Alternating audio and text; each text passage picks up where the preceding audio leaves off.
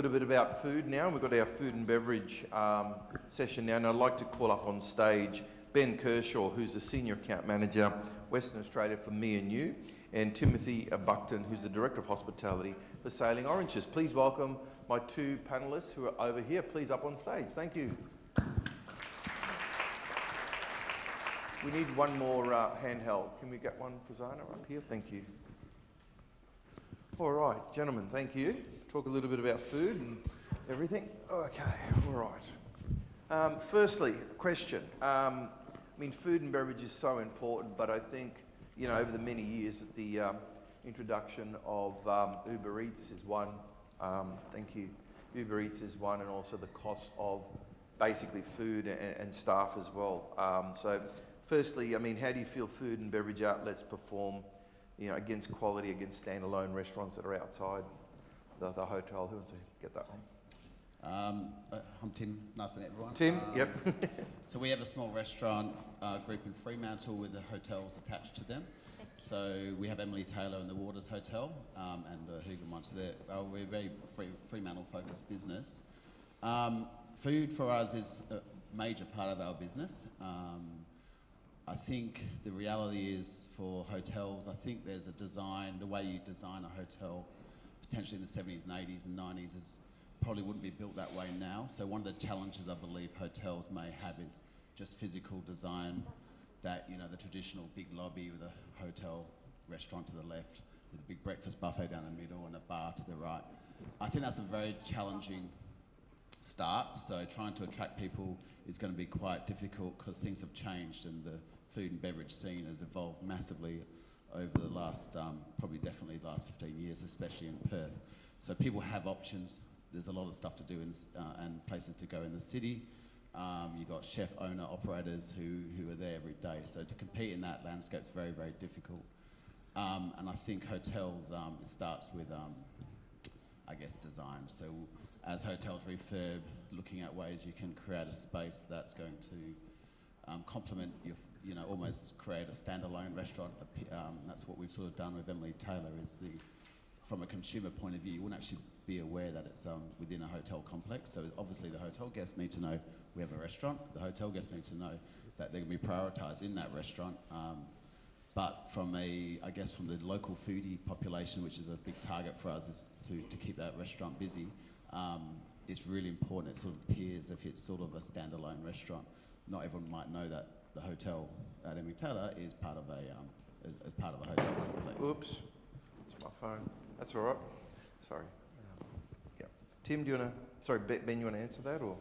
Yeah, I agree. I think hotels traditionally have had, you know, restaurant to the right, bar to the left, and you look at places like Waters or Huguenot where you're in the centre of a restaurant and you're built around a restaurant, and a lot of the sort of bigger hotels can take a lot of notes from the smaller boutique brands like the Ovolos over East, where F&B is the centre of the operation. It's built around that. The Carlisle is another one. Carlisle as well. Amazing, yeah. And there's some really good operators here in WA that are actually living that ethos and building F&B offerings and hotels around it, because you build one, the other will come. The F&B offering in a hotel can drive rate, so you should not be discounting F&B in a hotel just yet. Yeah. Okay. I also think a challenge a lot of the larger hotel groups may have is that they can be pigeonholed with national contracts that take away the ability to have regional produce. Oh, really? So a lot of hotel groups might have this is the wine list you have to select from, 80% or 90%, or even with beer contract, when the standalone restaurants have the ability to really hone in on seasonal local produce and able to give that experience to the tourists, and that's what they're chasing. So I think that is a challenging thing, which I think will evolve over a period of time. I mean, it's like food tourism, isn't it? Yeah, I mean, that's exactly a challenge, isn't it? Yeah. I mean, do you think that customers aren't too worried about local food produce, or do you think it's a big...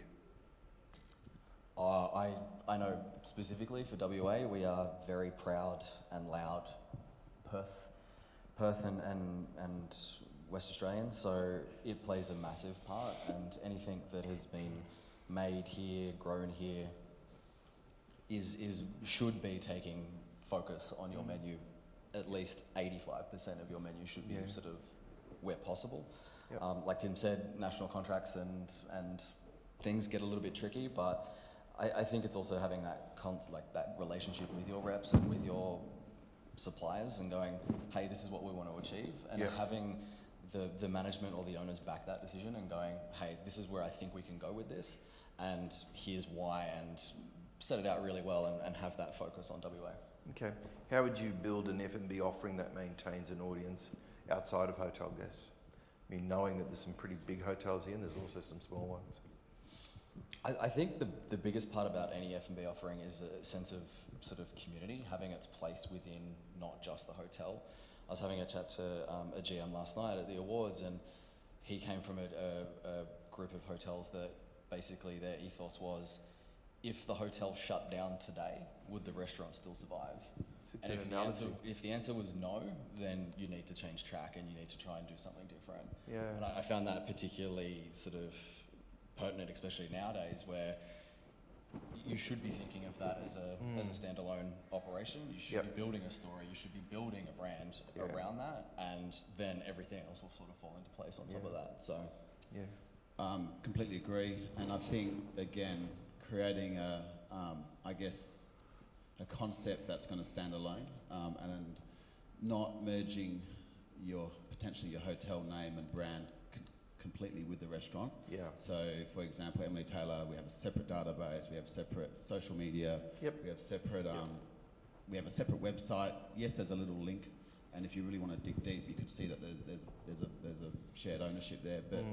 But from a customer point of view, we're serving our community, we're serving the Fremantle local community first and foremost, I'd say, and then our hotel guests who are transient are secondary. So a very big focus on that database, giving them specials that they're going to relate to and want.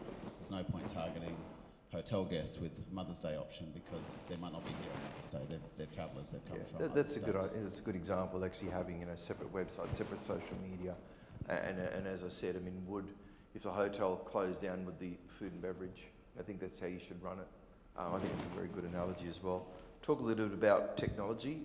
What is the future in technology space for food and beverage departments and hotels in terms of conference catering and groups and events catering, room service and QR ordering?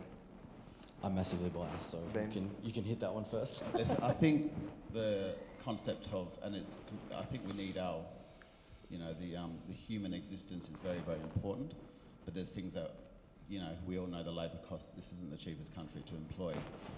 So with that in mind, we've got to find ways to streamline service where, I think with, for example, your group bookings, if you're doing, any sort of conference and event space, pretty much all of the current systems that we utilise, like now Book It or whatever, every hotel's got one, but they're not all utilising the technology that exists already, I'd say, to its maximum Why do you think efficiency. they're not doing that? Well, I think it's a sort of a set and forget, and I think it's evolving. So things like you got a group space or a function space you want to utilise, we don't really, it should be able to go online, make the booking, take the payment, select the menu options you want, without involving 6 or 7 or 8 different emails back and forth between an event coordinator and then chasing up a credit card payment and then putting it through manually. And there's all that's like gone that now. So there? that's what's coming in.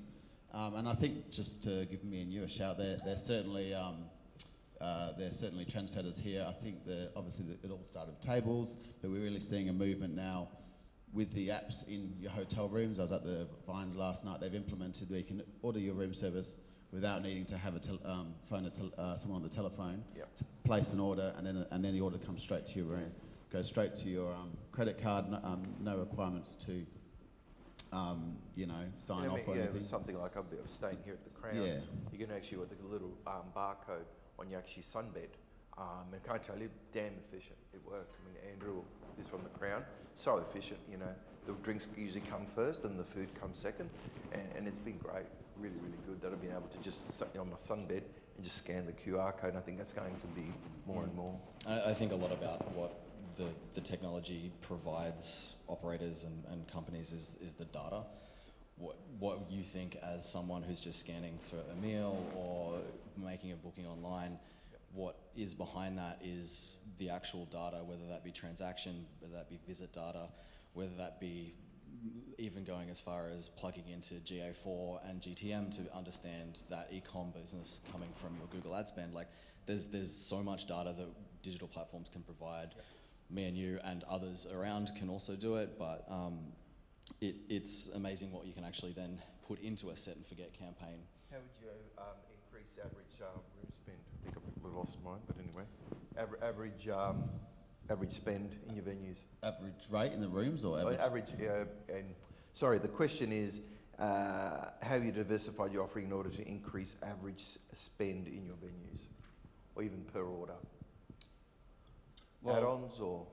I think, I'm a big believer in packages. Yep. I think what COVID taught me in a tight market, because we could only target the West Australian public, they still love a good package. There has to be value there, not necessarily discounting, but packaging things up, meaningful experiences.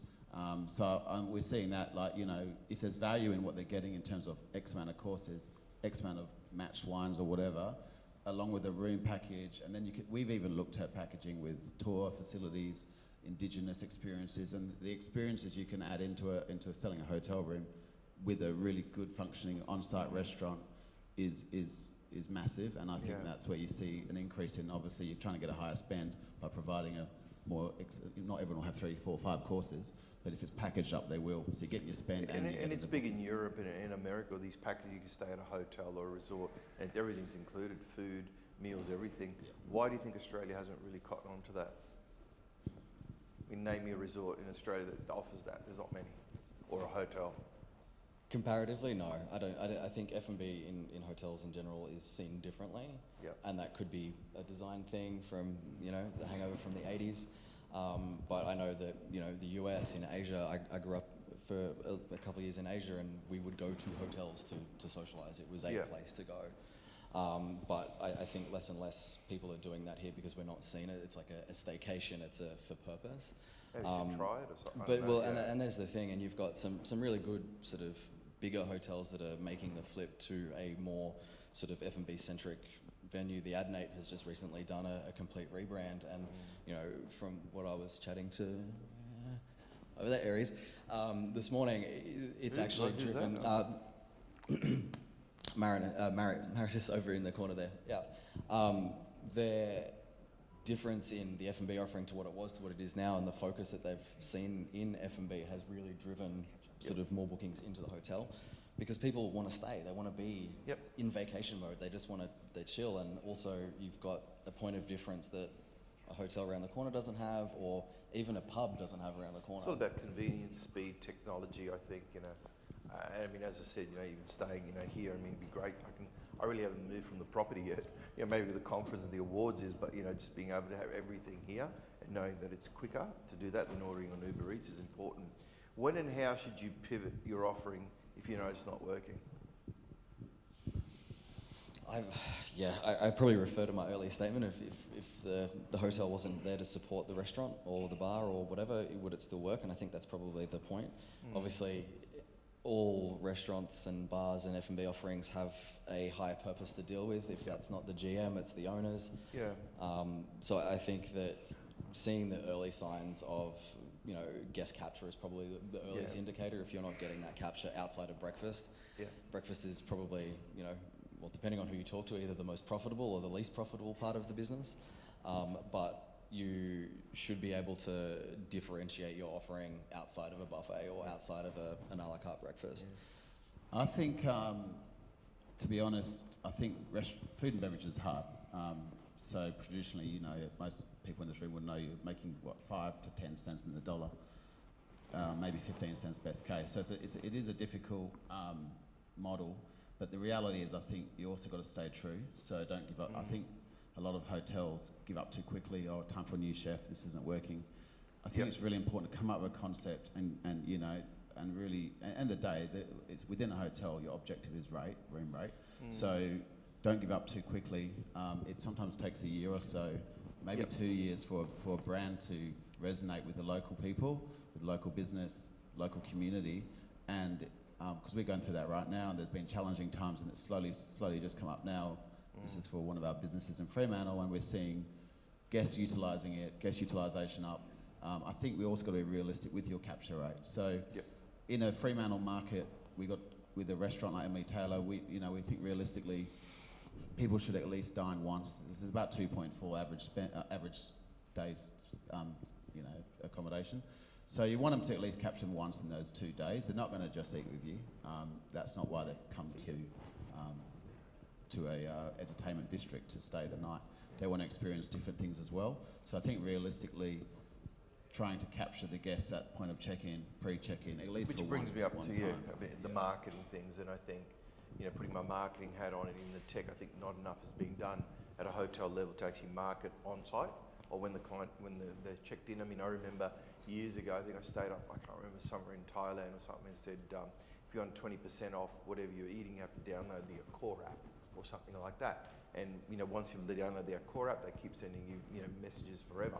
And I've checked in some hotels, I won't say which ones. They obviously give you certain vouchers at check-in. They send SMS messages of what's the specials on, or they keep communicating during your stay about what you can do at the property, which I think encourages it. I don't think enough of that is being done. What do you think? Yeah, I think the GM's touched on it just before, is having the right products in place and the right communication methods to be able to capture all of that. I think that marketing in general for hotel F&B offerings is more of an afterthought and more of a cost centre. And just in general as well, what we're seeing a lot is the marketing spend being pulled back on things like that, which is probably the opposite of what you want to do. You want to sort of double down a little bit and see it as an investment rather than a cost centre. Yep.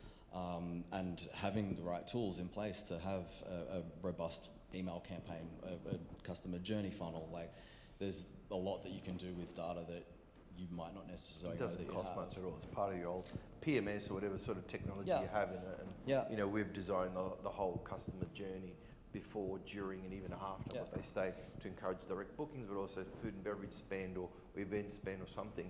And to me, I don't mind getting a text message when I'm actually at a property saying, hey, there's this deal, or happy hour is on, or something like that. It's just, and it's so easy to set up with the right technology, and then it's automated as well. And I don't see enough of that going on. Probably about 10% out of all the hotels I stayed, I've got that. Yeah, larger hotel chains take note, microsites for your F&B, please. What, sorry? Larger hotel chains where you've got the accor.com, Yep. ihg.com, they've got the restaurant tacked on down the back under a dining section. Get a microsite. Yep. They're very cheap and they can be redirected, and they just look a lot better and a lot easier to navigate. Yeah, we So, do microsites. But I think the other Okay. key, as I said before, is the space itself. Yep. Really, and it's It's easy true. to look at the F&B manager. What do you guys do? But unless the space is inviting and it's competing with everything else out on the street, you're always going to struggle.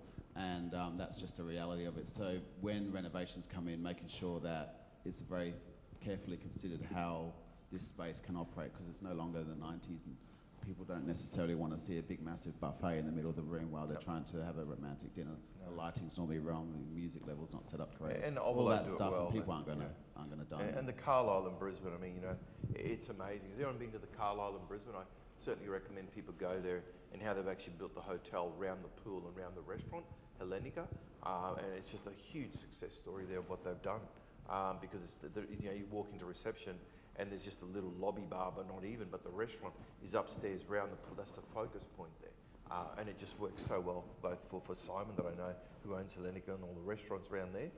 But definitely, as you said, it's all about redesigning for the space as well. So. I also think there's a lot of merit in, I know if different businesses have gone this way, but there's over east, there's a lot of people leasing out the space to the guys to operators who just want to focus on that. The hotel can then focus on rate, which is obviously the objective. You're still providing the service, and I think that can be a successful model when done correctly, and that's their bread and butter. That's what they're focused on every single day, and it allows the hotels to do what they need to do, is to fill the beds and get the most amount out of the rate. All right, Tim, does quality, meaningful food and beverage offerings assist with RevPAR in metro hotels? Yes, 100%. Okay. I think if you're a consumer and you're looking at a place to stay, and correctly said, you'll go check all the websites, including the website, and if you've got a really great F&B space that you're going to be able to utilise while you're there, compared to a property that doesn't have any of that sort of service, I think most people will gravitate and pay a little bit more for that Yeah. venue that has all those facilities, and not to mention conference and catering, which is a whole different ball game, but that extremely beneficial for every single party. Really, it helps us at F&B. There's a lot of profit can be made in conference and catering, and it fills the rooms. So I think that's really important. Talk a little bit about marketing. Just go back. What mistakes do you think hotels are doing with marketing, Ben? I mean, I think focusing on individual elements and not focusing on others. So drilling right down into putting all your money into email. Marketing is a holistic package. Social media. It is social. It's not just buying $300 a week in Facebook ads. It's not just doing a bit of Google advertising. It's not paying per click. It's email marketing. It's Google Analytics. It's It's understanding the data. good websites. It's just sort of everything all in one, and not and treating your people with the segmentation that they deserve. So hyper personalization, Gen Z, it's a big thing. Having an email database manager that can actually, and also sending it out at the right time, because we do. Yeah. A lot of our clients have actually got standalone food and beverage, and we know exactly the right time to send out a food and beverage email for that restaurant or an SMS, even to do a social media post.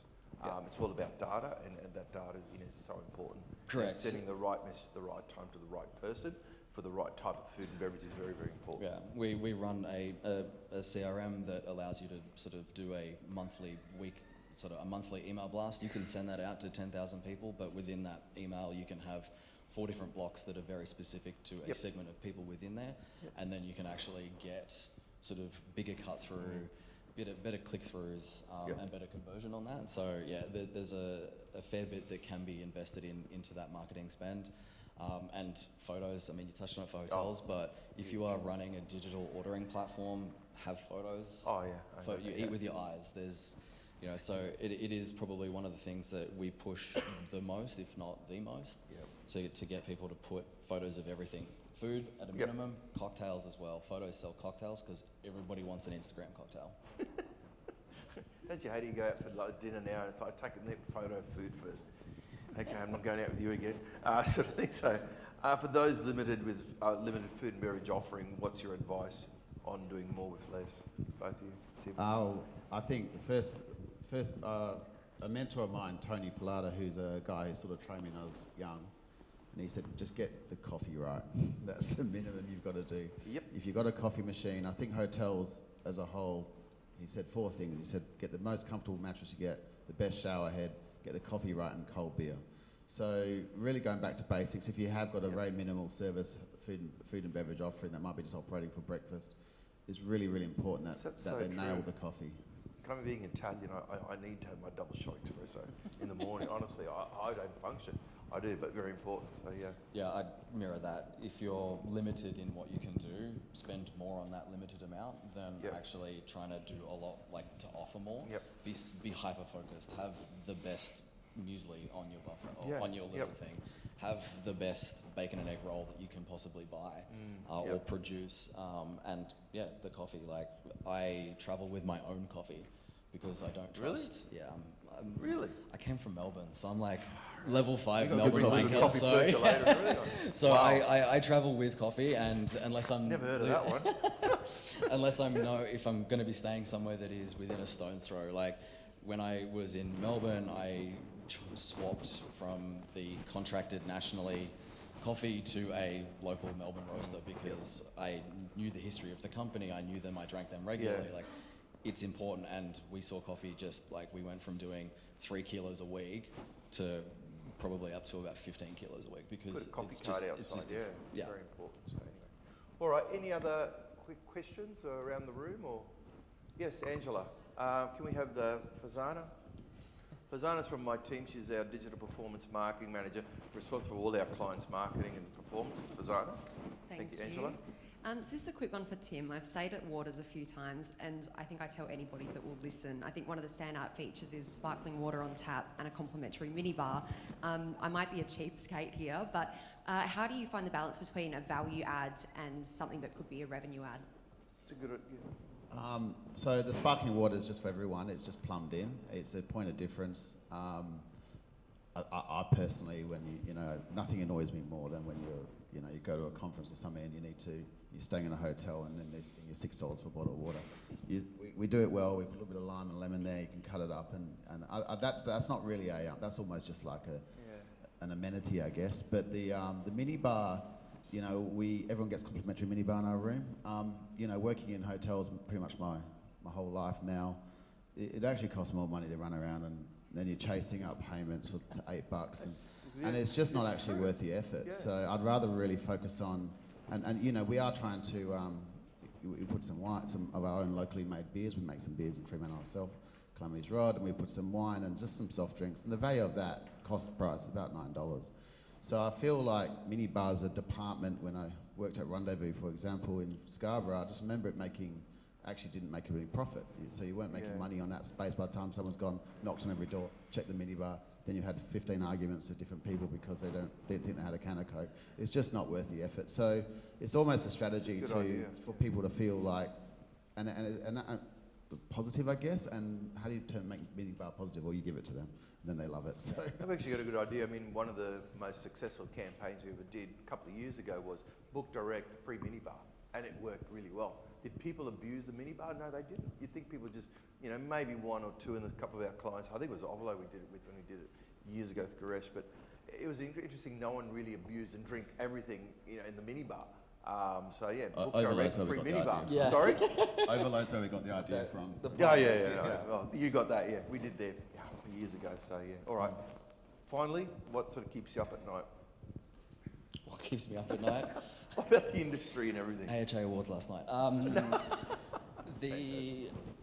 Listen, I think that hotels and F&B, particularly in Perth, like I came to work this morning and, I came in this morning via the city, and I don't think I've ever seen so many people back in the CBD. So it doesn't keep me awake at night as much. Yeah. I suppose the things that get me excited is probably more what keeps me awake than anything else, and that's seeing like the numbers that our venues across the state are actually performing with at the moment are highest in the country compared to the 2,500 venues that we run across sort of the eastern states as well. So I think that is mainly attributed to the endless summer that we are currently experiencing. Shout out for the 35-degree week, what? So I am very excited that, you know, the consumer spending in the state is still going the right way. So yeah, seeing WA venues and people getting out into them is good. And it means that hotels, they can capitalise on that as well. Okay. Fine. Same question. Chefs. I'm very concerned about the future of Western Australia for the chefs particularly. I think there's a lot of work to be done there. And obviously also visas and grants and stuff like that are very hard, and it doesn't seem to be a huge amount of leeway there. The number of apprentice chefs coming through the system is a major concern, and for us to be able to hold the standard of the hospitality industry as a whole, unless something happens to the chef game, we're going to be in a little bit of trouble, and that's what I'm worried about for the future. Thank you very much to Tim and Ben. Thank you very much. Thank you.